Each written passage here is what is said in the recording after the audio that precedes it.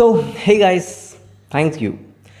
Call me ശശാമ്രോ. നിങ്ങൾ ഈ വീഡിയോ ആണെന്നെങ്കിൽ താങ്ക് യു. എൻ്റെ ചാനൽ ഇന്നലെ കമ്മ്യൂണിറ്റി പോസ്റ്റിൽ ടാഗ് ചെയ്തപ്പം ഞാൻ സർപ്രൈസ്ഡ് ആയിപ്പോയി. എനിക്കറിയാം നിങ്ങൾക്ക് എൻ്റെ ചാനൽ ടാഗ് ചെയ്യുന്ന ഒരു ഗുണമില്ല, ഒരു കമ്മ്യൂണിറ്റിയോടുള്ള സ്നേഹം മാത്രമാണ്. From genuinely bottom of my heart thank you, thanks a lot. So നമുക്കിനി റിവ്യൂയിലേക്ക് പോകാം. ആദ്യമേ തന്നെ എനിക്ക് പറയാനുള്ളത്, ഞാൻ വിവോയുടെ X100 എൻ്റെ കയ്യിൽ ഒരാഴ്ച വെച്ച് യൂസ് ചെയ്തു. And I was surprised. ഞാൻ ഭയങ്കരമായിട്ട് സർപ്രൈസ്ഡ് ആയിപ്പോയി. കാരണം എന്ന് വെച്ചാൽ ഇതൊരു അണ്ടർഡോഗ് ഓഫ് എ ഡിവൈസാണ്. അണ്ടർഡോഗ് എന്ന് വെച്ചാൽ വിവോയുടെ X100 Pro ഷാഡോ ചെയ്തൊരു കിഡിലൻ ഡിവൈസ്. ഒരു അണ്ടർ 65,000 റുപ്പീസിന് നിങ്ങൾക്കൊരു പ്രീമിയം ബ്രാൻഡ് എന്ന് പറഞ്ഞൊരു കോൺസെപ്റ്റ് നിങ്ങളുടെ മനസ്സിലേക്ക് ഞാൻ പറയും, this is an all rounder കിഡിലൻ phone, you should go.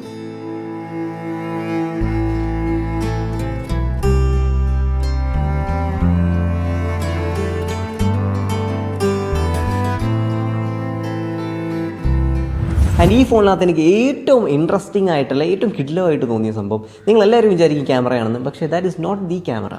It is a performance and the chip set.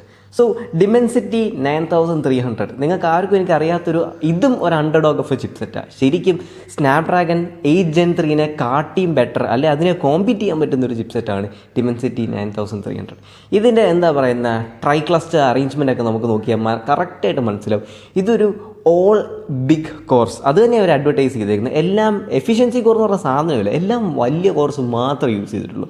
അതുകൊണ്ട് തന്നെ നമുക്ക് നാച്ചുറലി രണ്ട് ക്വസ്റ്റ്യൻ മനസ്സിലേക്ക് വരും, ഹീറ്റിങ്ങും ബാറ്ററി ലൈഫും. അതിനെക്കുറിച്ച് പറഞ്ഞുതരാം. സോ ഇനി GPUവിനെ കുറിച്ച് പറയാം. ആം എന്ന് പറഞ്ഞ കമ്പനി മാനുഫാക്ചർ ചെയ്ത് കൊടുക്കുന്ന ഒരു GPU, അതിൻ്റെ പേര് ഇമോർട്ടാലിസ് G720 എന്നാണ്. സിമ്പിൾ ആൻഡ് ക്ലീൻ ആയിട്ട് നിങ്ങളെടുത്ത് പറഞ്ഞാൽ സ്നാപ്ഡ്രാഗൻ്റെ ലേറ്റസ്റ്റ് GPU Adreno 750 കാട്ടിയും പവർഫുള്ളാണ്. ആൻഡ് ബെഞ്ച് മാർക്ക് സ്കോർസ് എല്ലാം ഹയറാണ്. ആൻഡ് അതുകൊണ്ട് നമുക്ക് ഇതിൻ്റെ ഹീറ്റിംഗ് അല്ലെ തേർമൽ പെർഫോമൻസിനെ കുറിച്ച് പറയാം.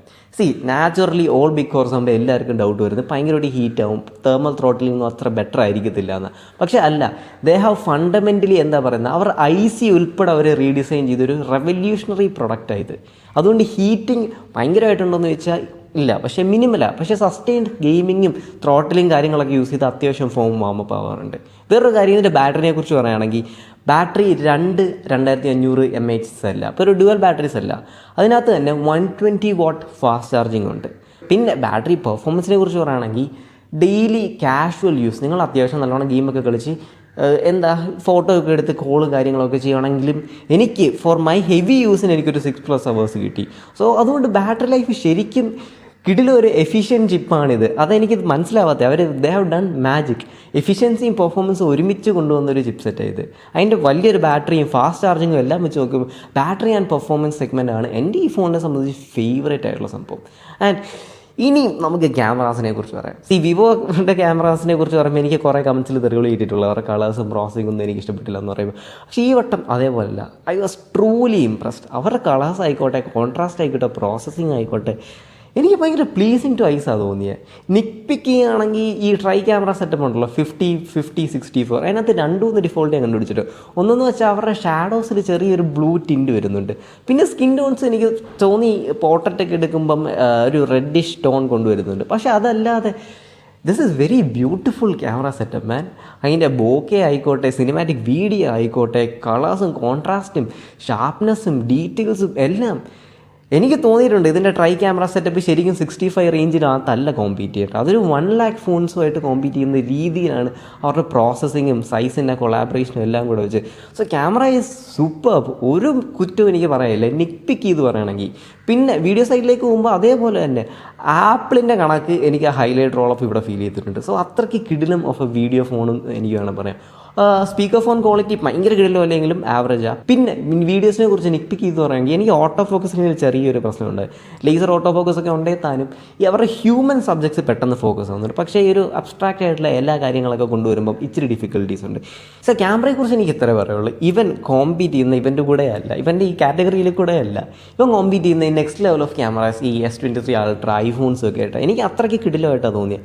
ഞാൻ ശരിക്കും ഒരു വിവോയുടെ ക്യാമറ സിസ്റ്റം ഉപയോഗിച്ചിട്ട് ഇത്രയ്ക്ക് ഇമ്പ്രസ് ആയിട്ട് അതിൻ്റെ 35mm 85mm എല്ലാം ഞാൻ എടുത്തു നോക്കി, ഫോട്ടോസും പോർട്രേറ്റ്സും ഒക്കെ. ഞാൻ വിചാരിച്ച് ക്രോപ്പിങ് ചെയ്യുമ്പോൾ അല്ലെ സെൻസർ ക്രോപ്പ് ചെയ്യുമ്പം ക്വാളിറ്റിയിൽ ഡ്രോപ്പ് അങ്ങനെയൊന്നും ഒരു പ്രശ്നമില്ല. പിന്നെ 100 times സൂം ഉണ്ട്, അത് സാംസങ്ങിനെ ഓബിയസ്ലി എനിക്ക് ബെറ്റർ ആയിട്ടുള്ളൂ. പക്ഷേ ദാറ്റ് ഈസ് ഹിയർ, അതെനിക്ക് ഭയങ്കര അപ്രീസിയബിൾ സംഭവമായിട്ട് തോന്നി. So that is it guys. ക്യാമറയെ കുറിച്ച് പറയുന്നത് I am very more than satisfied. ഇതിൻ്റെ കൂടെ തന്നെ നമുക്ക് ഡിസൈനിനെയും ഡിസ്പ്ലേനെ കുറിച്ച് പറയാം. അതിന് തന്നെ ഡിസൈനെ കുറിച്ച് വരുമ്പം ഒരു ടിപ്പിക്കൽ വിവോയുടെ എലമെൻറ്റ്സ് എല്ലാം അവിടെ കാണാൻ പറ്റും. അതേസമയം ഇത് ഇച്ചിരി യുണീക്ക് ആക്കാനും നോക്കിയിട്ടുണ്ട്. ഇതൊരു മെറ്റൽ ഗ്ലാസ് എന്ന് പറയുന്ന സാൻഡ്വിച്ച് കൺസ്ട്രക്ഷൻ ഇവിടെ കൊടുത്തേക്കുന്നത്. അതിനോട് തന്നെ ഡ്യൂറബിലിറ്റി ഭയങ്കര ഒരു കൺസേൺ ആണെന്ന് ചോദിച്ചാൽ എനിക്ക് തോന്നി ചിലപ്പം കയ്യിൽ നിന്നൊക്കെ നല്ലോണം സ്ലിപ്പ് ആവാനുള്ള ചാൻസ് ഉണ്ട് ബാക്കിൽ നിന്ന് പിടിക്കുമ്പോൾ. So case is much preferred. പിന്നെ 202 grams ആണ്, IP68 ആണ്, കർവ്ഡ് എഡ്ജസ് ഉണ്ട്, കർവ്ഡ് ഡിസ്പ്ലേ ആണ്, ബെസൽസ് ഒക്കെ നല്ല തിന്നാണ്. ഡിസൈൻ എനിക്കൊന്നും പറയില്ല, അവരുടെ ആ halo look I like it, I dig it. എനിക്കത് ഭയങ്കരമായിട്ട് ഇഷ്ടപ്പെട്ടൊരു ലുക്കാണ്.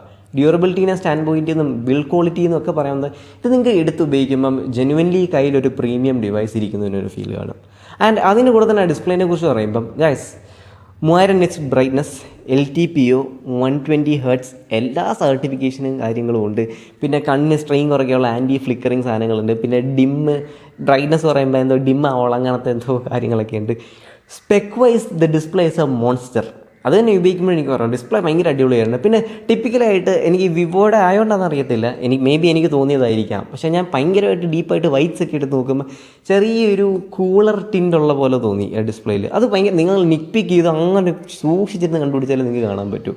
സോ ഡിസ്പ്ലേ മോർ ദാൻ സാറ്റിസ്ഫാക്ടറിയിലാണ്. ഇത് top of the line of സ്പെക്കാണ് ഡിസ്പ്ലേയുടെ കൂടെ തന്നെ ആ എക്സ്പീരിയൻസ് എലിവേറ്റ് ചെയ്യുന്ന മൾട്ടിമീഡിയ കൺസംഷന് ആ സ്പീക്കേഴ്സും ഹാപ്റ്റിക്സുമാണ്.